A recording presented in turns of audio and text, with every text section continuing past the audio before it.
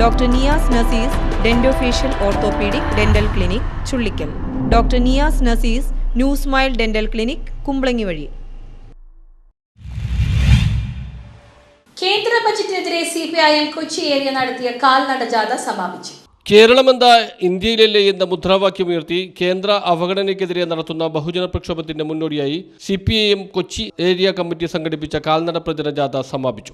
മൂന്നാം ദിവസം ഫോർട്ട് കൊച്ചി പട്ടാളം ജംഗ്ഷനിൽ നിന്ന് ആരംഭിച്ചു. ജാഥ captain PS Rajam, vice captain Benny Fernandes, manager K Ajesh, ജില്ലാ കമ്മിറ്റി അംഗങ്ങളായ KJ Maxi MLA, KM Riyad, area committee അംഗങ്ങളായ MK Abi, AK Anoop Kumar, K Edwin, CS Gireesh, KR Vipin Raj, CM Chutto, Janadhipathya Mahila association secretary Nisha Jolly, VC Biju, PJ Dasan, PM Ismuddin എന്നിവർ വിവിധ കേന്ദ്രങ്ങളിൽ പ്രസംഗിച്ചു.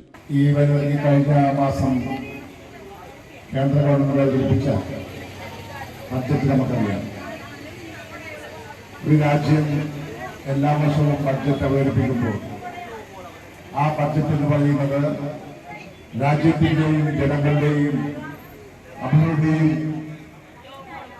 ആണ് ഏറ്റവും പ്രധാനമായിട്ടും ബഡ്ജറ്റ് ഉയർന്നു വരുന്നത്.